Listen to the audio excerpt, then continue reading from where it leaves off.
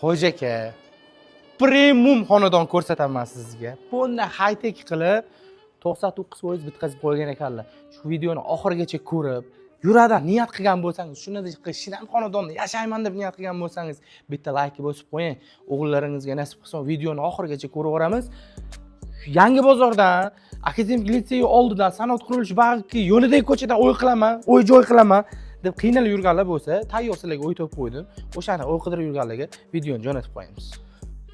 Xonadonimizga kirganimizda ikki tazlik bo'lsa, maza, endi qarang Xo'ja aka. To'g'ridagi xonamiz общий zal hisoblanadi. Bu yerda keldi-ketdi mehmonlar bo'lsa, bemalol kutib olaverasiz. Xonalarimiz shinam, keng va katta. 1,5 soat xonadonga shunaqa high-tech holatda qurib qo'yishgan ekan. Betimizni ko'rsangiz, betimiz spalniy qilib qo'yganmiz Xo'ja aka. Bag'da hammasi bor, kladovkasi bor. Endi oshxona qayerda desangiz, oshxonani mana mashaga mo'ljallashtirgan ekan. Polni proyekt bilan qurilgan ekan bu xonadon. Polni pishig'ishda bitgan ekan. Endi men sizga bu xonadonni ikkinchi etajini ko'rsataman.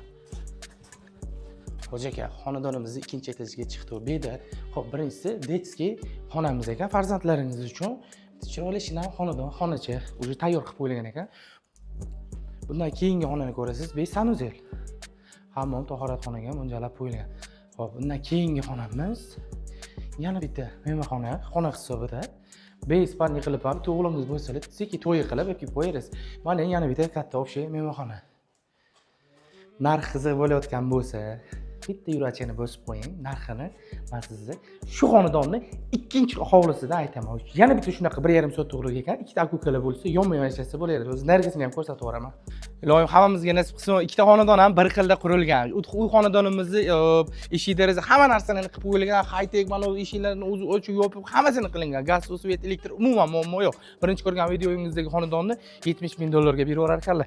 Ikkinchisi ham 1,5 soat narigi xonadon bilan bir xil, faqat suvoqlarda, nimadirlarda kamchiligi bor ekan. $59,500 berib yurar ekanlar. Xo'ja aka, olsangiz olmasangiz bitta like bosib, yaqinlaringizga, o'zingiz bilan shunaqa bir xil bo'lib o'tiraman degan aka-uka jigarlarga, qon qarindoshlarga videoni jo'natib qo'yamiz. Nargisi $70,000, bunisi $59,500 berib yuboradilar. Aka bilan har qanaqachasi kelishib, baraka qilib olsangiz bo'ladi.